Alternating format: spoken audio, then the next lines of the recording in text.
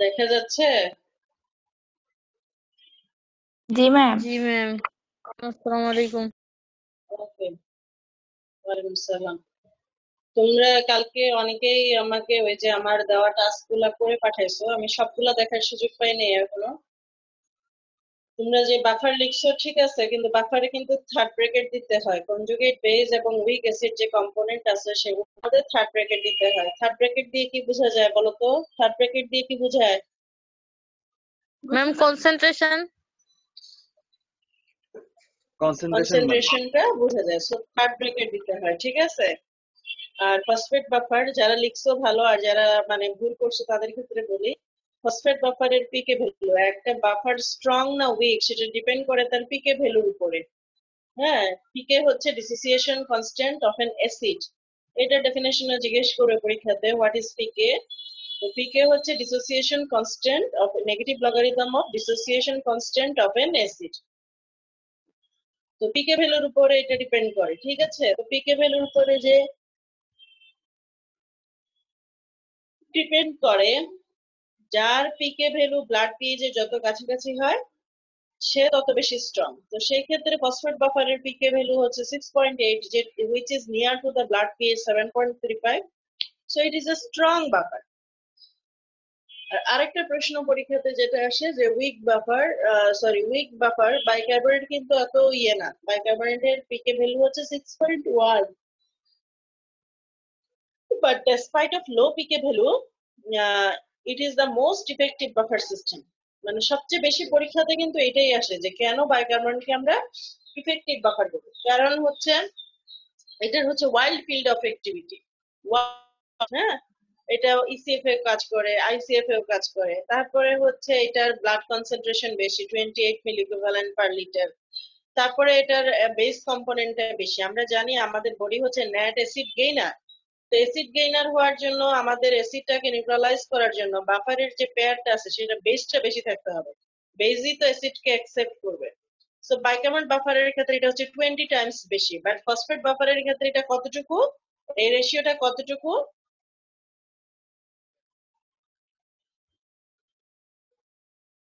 Conjugate base to acid, conjugate base, আমি খেয়াল করো আগে কিন্তু বেস বলতেছি। Base to acid ratio in case of bicarbonate buffer is 20:1, but in case of phosphate buffer it is only 4:1। 4:1 তার মানে কি তোমরা কালকেও পড়ো নাই? এটাই তো বোঝা যাচ্ছে, শুধু আমি যেগুলো দিছি ওগুলাই পড়ছো, আশেপাশে কি লেখা আছে সেটা আর দেখো নাই। 4:1, হ্যাঁ। তারপরে হচ্ছে এটা হচ্ছে অপারেন্ট সিস্টেম। একজনের লেখা দেখলাম, সে লিখছে যে salt part is maintained by kidney and probably acid part is regulated by lungs। কেউ একজন তোমাদের মধ্যে লিখছে। তুমি যদি সল্টটা মেনশন না করো যে bicarbonate is maintained by kidney and carbon dioxide is maintained by lungs, তো এটা যদি তুমি উল্লেখ না করো তাতে কি হবে? পরীক্ষার সময় মানে তুমি তো বলে যাচ্ছ সল্ট পার্ট কোনটা, সল্ট পার্ট তুমি জানো না। তো তোমাকে যখন জিজ্ঞেস করা হবে যে সল্ট পার্ট কোনটা, তখন আর আনসার করতে পারবে না। এর চেয়ে মনে রাখা এটা সহজ যে বাইকার্বনেটটা রেগুলেটেড হবে কিডনির দ্বারা, আর কার্বন ডাইঅক্সাইড এটা তো জানোই হবে যে এটা রেগুলেটেড হবে হচ্ছে লাংস দ্বারা, ঠিক আছে। আর আরেকটা জিনিস হচ্ছে যে এটা হচ্ছে হিমোগ্লোবিন বাফারের সাথে একসাথে মিলে যখন দুইটা জিনিস কাজ করে তখন সেটাকে আমরা বলি সিনার্জিস্টিক অ্যাকশন। তো দুইটা বাফার যখন একসাথে মিলেমিশে কাজ করে তখন আরো বেশি কাজ ভালো হয়। তো আমরা কালকে এই বেসিক জিনিসগুলা যেগুলো আমাদের অ্যাসিড বেস রিলেটেড ছিল সেগুলো আমরা পড়ছি। আরো কিছু জিনিস তোমার আজকে যেমন আচ্ছা আমি দেখি কতটুকু আগাতে পারি। মেইনলি তোমাদের হচ্ছে আইটেম দেওয়ার জন্য ক্লাসগুলো রিভিউ করা, তোমাদেরকে আগে অনেক ডিটেলস পড়ানো হচ্ছে, এত ডিটেলস এখন বলার সুযোগ নাই, চাইলে অনেক আরো হয়তো ক্লাস বেশি লাগবে। আমরা কালকে বলছিলাম যে আমরা শুধু সিম্পল অ্যাসিড বেস ডিসঅর্ডারটা ডিটেলস করবো। সিম্পল অ্যাসিড বেস ডিসঅর্ডারটা হচ্ছে 4 ধরনের: metabolic acidosis, metabolic alkalosis, respiratory acidosis, respiratory alkalosis. Acidosis মানে হচ্ছে কি পিএইচ কমে যাবে, তো পিএইচ কমে গেল, অ্যালকালোসিসে পিএইচ বাড়বে, রেসপিরেটরি অ্যাসিডোসিসে পিএইচ কমবে, অ্যালকালোসিসে পিএইচ বাড়বে। এখন আসলে primary defect. What is primary defect বা প্রাইমারি চেঞ্জ? যেই চেঞ্জের কারণে আমার পিএইচ চেঞ্জ হবে সেটাকে আমরা বলবো প্রাইমারি চেঞ্জ। তো মেটাবলিক অ্যাসিডোসিসে আমার বাইকার্বনেট লেভেল কমে যাবে। আমরা কালকে যে ইকুয়েশনটা দেখছিলাম, এই যে ইকুয়েশনটা আমরা দেখছিলাম, এই অ্যারোগুলা বাদ করো, আমরা ইকুয়েশন দেখছিলাম হচ্ছে এটা, যে pH proportional to bicarbonate divided by carbon dioxide. তো আমরা বলছিলাম যে দুই ধরনের আছে, দুই ধরনের অ্যাসিড বেস ডিসঅর্ডার, মেটাবলিক আর রেসপিরেটরি। মেটাবলিকের ক্ষেত্রে আমরা বলছিলাম যে প্রবলেম ইজ উইদিন বাইকার্বনেট, আর কার্বন ডাই অক্সাইডে যখন প্রবলেম হয় তখন সেটা হচ্ছে রেসপিরেটরি প্রবলেম। তো ইকুয়েশন অনুযায়ী দেখা যাচ্ছে যে pH is proportional to bicarbonate. So bicarbonate level কমে গেলে পিএইচ কমে যাবে। এটা তো জানোই যে পিএইচ কমে গেলে অ্যাসিডোসিস। সো অ্যাসিডোসিসের প্রাইমারি কজ হচ্ছে বাইকার্বনেট কমে যাওয়া। সেম অ্যালকালোসিসে পিএইচ বাড়বে due to increase bicarbonate concentration. So এখানে প্রাইমারি চেঞ্জ হচ্ছে বাইকার্বনেট কনসেন্ট্রেশন বেড়ে যাওয়া। একইভাবে রেসপিরেটরি অ্যাসিডোসিসে এটা হচ্ছে inversely proportional. Carbon dioxide বাড়লে পিএইচ কমবে, কার্বন ডাই অক্সাইড কমলে পিএইচ বাড়বে। সো কার্বন ডাই অক্সাইড যদি বেড়ে যায় পিএইচ কমে যাবে। এটা হচ্ছে রেসপিরেটরি অ্যাসিডোসিসের প্রাইমারি চেঞ্জ, আর রেসপিরেটরি অ্যালকালোসিসে কার্বন ডাই অক্সাইড কমে যাওয়াটা হচ্ছে প্রাইমারি চেঞ্জ।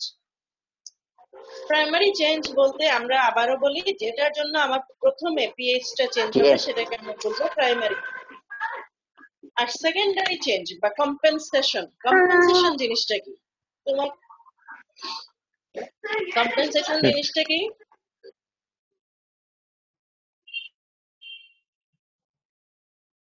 কম্পেনসেশন জিনিসটা কি বলতো?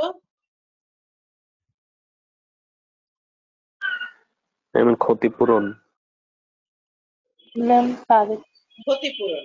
আমরা চেষ্টা করব, মানে বডি এখানে কি করতে চাইবে? বডি চাইবে যে সে মানে টোটালি তো কারেক্ট করতে পারবে না, হচ্ছে গিয়ে কি সে একটা পিএইচটাকে নিয়ার নরমাল রেঞ্জ, মানে যতটুকু পারে তার ক্যাপাবিলিটিতে কোলায় অতটুকু পর্যন্ত সে চাইবে যেন সে পিএইচটাকে মেনটেন করতে পারে।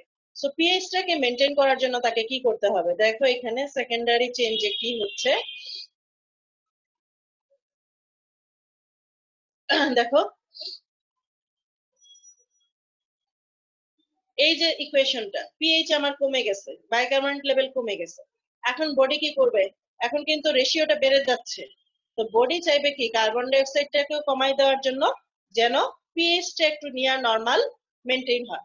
ধরো কোনো জিনিসের, জাস্ট ফর এক্সাম্পল আমি তোমাকে বোঝানোর জন্য আমি বলতেছি, ধরো পিএইচ হচ্ছে 2, হ্যাঁ পিএইচ হচ্ছে 2, তো ধরো বাইকার্বনেটের কনসেন্ট্রেশন ছিল 10 আর কার্বন ডাই অক্সাইডের কনসেন্ট্রেশন ছিল 5, হ্যাঁ মনে করো।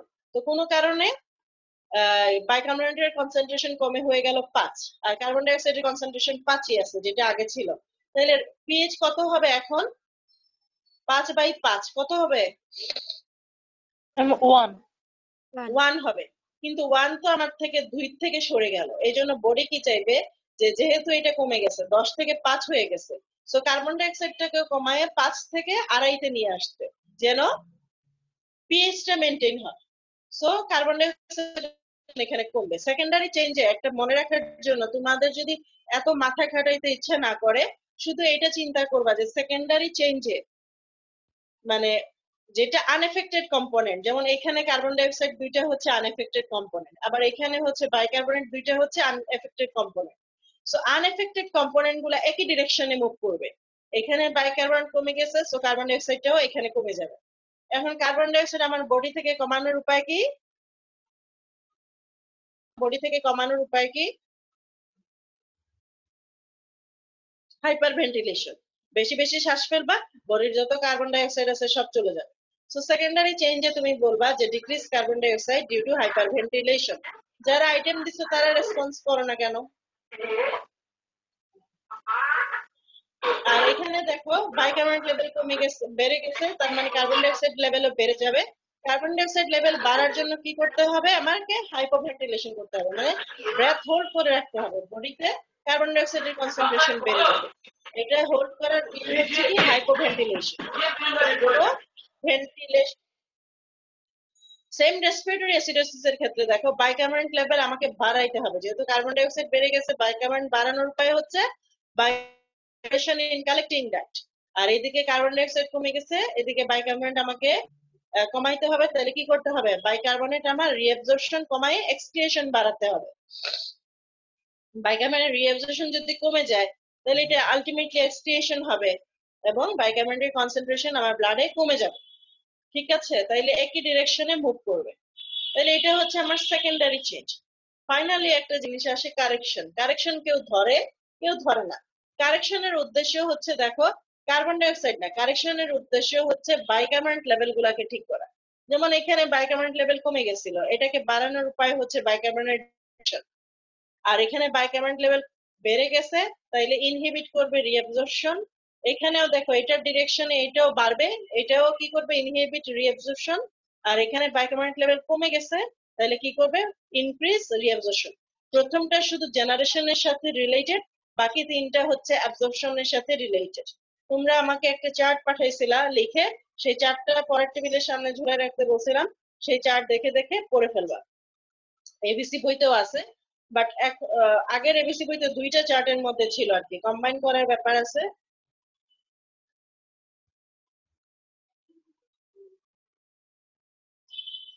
তো তোমরা লিখে পাঠাইছিলে আমার কাছে, আশা করি এটা তোমাদের কাছে আছে। এবং সাথে তোমাদেরকে যেটা পড়তে হবে সেটা হচ্ছে মেটাবলিক অ্যাসিডোসিসের টাইপ, অ্যালকালোসিসের টাইপ। এগুলা মেটাবলিক অ্যাসিডোসিসের টাইপ হচ্ছে হাই অ্যানায়ন গ্যাপ আর হচ্ছে normal anion gap metabolic acidosis. High anion gap metabolic ketoacidosis, diabetic ketoacidosis, alcoholic ketoacidosis এবং স্টারভেশনের জন্য ketoacidosis, lactic acidosis, acute renal failure, chronic renal failure. তারপরে বিভিন্ন ধরনের poisoning is the cause of metabolic high anion gap metabolic acidosis. আর normal anion gap metabolic acidosis, যেটার আরেকটা নাম হচ্ছে হাইপারক্লোরেমিক,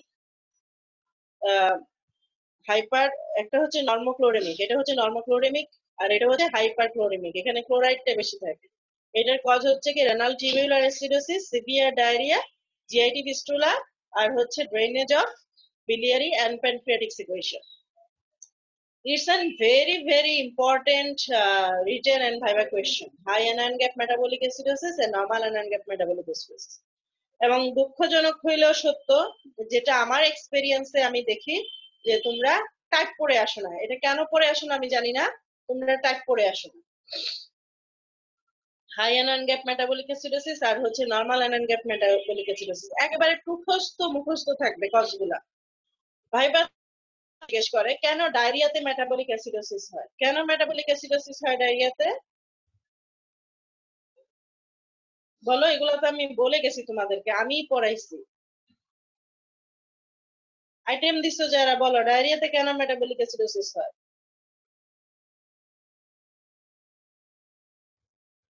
হাইপারক্লোরেমিক বাইকার্বনেট লস। হ্যাঁ, জোরে বলো।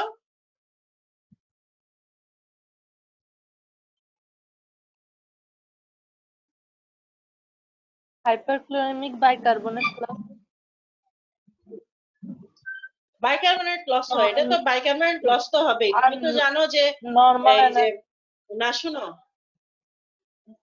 আহা,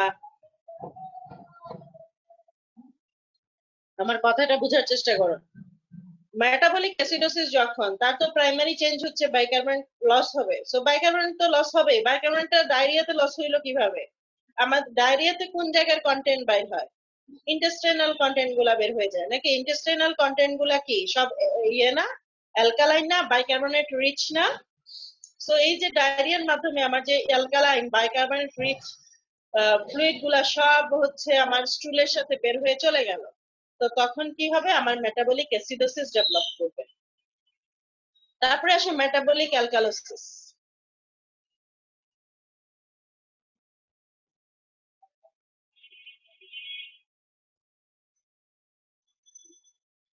মেটাবলিক অ্যালকালোসিসের কজ হচ্ছে দেখো, এটা বলি, এটা হচ্ছে ক্লিনিক্যাল টাইপ হচ্ছে দুই ধরনের। স্যালাইন রেসপন্সিভ, যেটাতে নর্মাল স্যালাইন ইনফিউশন করলে পেশেন্ট রেসপন্স করবে, মানে ইমপ্রুভমেন্ট হবে, সেটা হচ্ছে স্যালাইন রেসপন্সিভ। আরেকটা হচ্ছে স্যালাইন রেজিস্ট্যান্ট টাইপ। তো স্যালাইন রেসপন্সিভ টাইপের মধ্যে আছে দেখো ভমিটিং, ডায়াবেটিক অ্যাবিউজ, তারপরে আসে ধরো নেজোগ্যাস্ট্রিক সাকশন, এগুলা হচ্ছে স্যালাইন রেসপন্সিভ টাইপ। আর স্যালাইন রেজিস্ট্যান্স টাইপের মধ্যে হচ্ছে হরমোনাল কজগুলা, যেমন ধরো হাইপার অ্যালডোস্টেরনিজম, তারপর হচ্ছে কুশিং সিনড্রোম এবং হাইপোঅ্যালবুমিনিমিয়া, এগুলা হচ্ছে স্যালাইন রেজিস্ট্যান্ট টাইপ। এটাও তোমরা এইভাবে, আমার কাছে মনে হয় ভালো। আর রেসপিরেটরি অ্যাসিডোসিস অ্যালকালোসিস, যেহেতু আমি কম্পেনসেশন না কারেকশন আগে বলে ফেল, আমি বলতেছিলাম যে রেসপিরেটরি অ্যাসিডোসিস এর প্রাইমারি ডিফেক্ট হচ্ছে কার্বন ডাই অক্সাইডের কনসেন্ট্রেশন বেড়ে যাওয়া। তো কার্বন ডাই অক্সাইডের কনসেন্ট্রেশন কখন বাড়বে? হাইপারভেন্টিলেশন করলে নাকি? তোমরা কি কথা বলতে পারো না কেউ? কার্বন ডাই অক্সাইড তোমার বডিতে বাড়বে কখন? হাইপারভেন্টিলেশন, এটা বলতে আমাকে 5 মিনিট কথা বলতে হইলো। হাইপারভেন্টিলেশন যদি করো সেই ক্ষেত্রে কি হবে, আমার অক্সাইডের পরিমাণ বেড়ে যাবে। তাহলে যত হাইপারভেন্টিলেটরি ডিসঅর্ডার আছে, হ্যাঁ, সবগুলাই হচ্ছে আমার রেসপিরেটরি অ্যাসিডোসিসের কজ।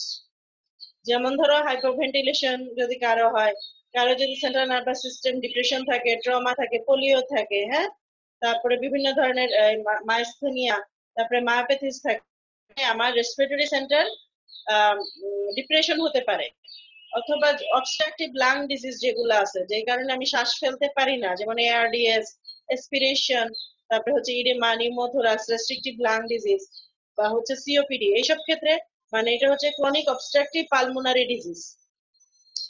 যেসব ডিজিজের কারণে আমি ব্রেথ মানে বুক ভরে শ্বাস ফেলতে পারবো না, আমার বডিতে কার্বন ডাই অক্সাইড রিটেইন হবে, সেগুলা হচ্ছে কজ অফ রেসপিরেটরি অ্যাসিডোসিস।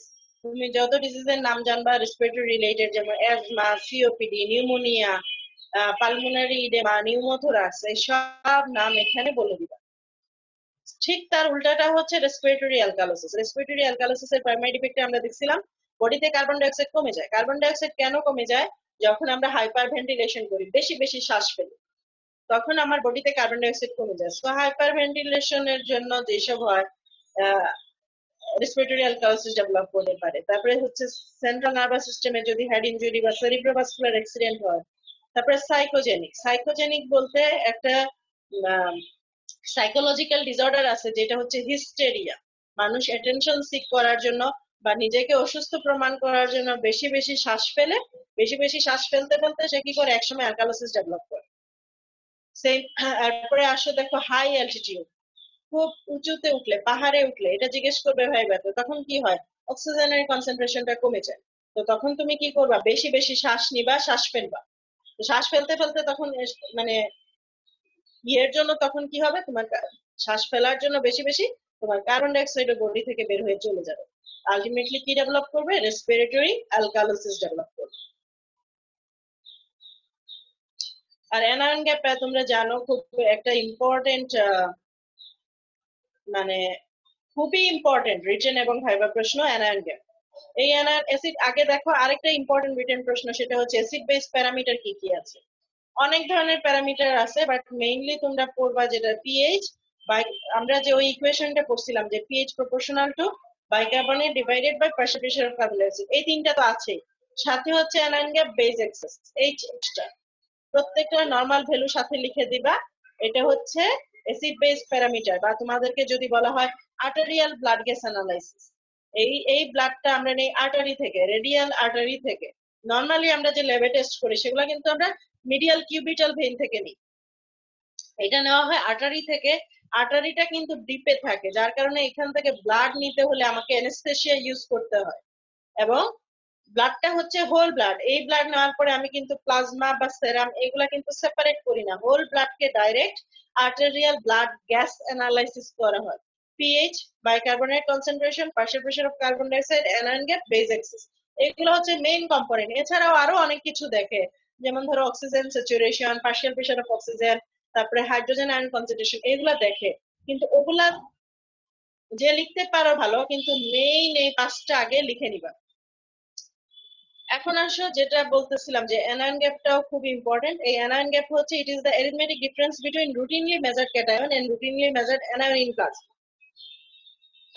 তোমরা যদি এই ডেফিনিশনটা বলো তাহলে এটাই যথেষ্ট যে sodium plus potassium minus chloride plus bicarbonate, মানে ক্যাটায়ন থেকে অ্যানায়ন বাদ দিবে। আর আরেকটা জিনিস তোমরা বলো যে it is the difference between unmeasured anion and unmeasured cation. তাইলে আনমেজার্ড অ্যানায়ন আর আনমেজার্ড ক্যাটায়ন যদি বলো তাহলে তোমাকে জানতে হবে আনমেজার্ড অ্যানায়ন কি কি আছে ব্লাডে, আনমেজার্ড ক্যাটায়ন কি কি আছে ব্লাডে। অ্যানায়নের মধ্যে আছে যেমন ধরো plasma protein, sulphate, phosphate, lactate, এগুলা হচ্ছে আনমেজার্ড অ্যানায়ন, যেগুলোকে আমাদের ব্লাডে আছে কিন্তু আমরা মেজার করি না। আর আনমেজার্ড ক্যাটায়নের মধ্যে আছে যেমন ধরো ক্যালসিয়াম, তারপরে ম্যাগনেসিয়াম, গামা গ্লোবিউলিন, এগুলো হচ্ছে আনমেজার্ড ক্যাটায়ন। এই নামগুলা কিন্তু জানতে হবে, আমি বারবার বলতেছি। আর তোমাদের একটা জিনিস আমি খেয়াল করলাম যে তোমরা সাথে খাতা কলম নিয়ে বসো না, না বসলে এই যে আমি বলি এইটা পরীক্ষাতে আসে ওইটা ইম্পর্টেন্ট, সেটা কোথায় লিখো তোমরা? খাতা কলম নিয়ে বসবা সাথে। আর causes of decrease anion gap, causes of increase anion gap. Increase anion গ্যাপের কজ হিসেবে তোমরা ওই যে আমরা high anion gap metabolic acidosis করছিলাম সেই কজটা ডাইরেক্টলি এখানে বসাইতে পারো। আর ডিক্রিজ অ্যানায়ন গ্যাপের মধ্যে হচ্ছে হাইপোঅ্যালবুমিনেমিয়া আছে, হাইপারক্যালসেমিয়া, হাইপারম্যাগনেসিয়ামিয়া, লিথিয়াম টক্সিসিটি, এগুলো হচ্ছে cause of decrease anion gap. ঠিক আছে, তাইলে এই হচ্ছে আমাদের অ্যাসিড বেস ডিসঅর্ডার। এর মধ্যে থেকে যদি কিছু বাদ পড়ে যায় তোমরা বই ঘেটে একটু দেখে নিও, আমার খেয়ালে আসতেছে না। আর ভালোভাবে পড়ো, আর যদি কোনো প্রবলেম থাকে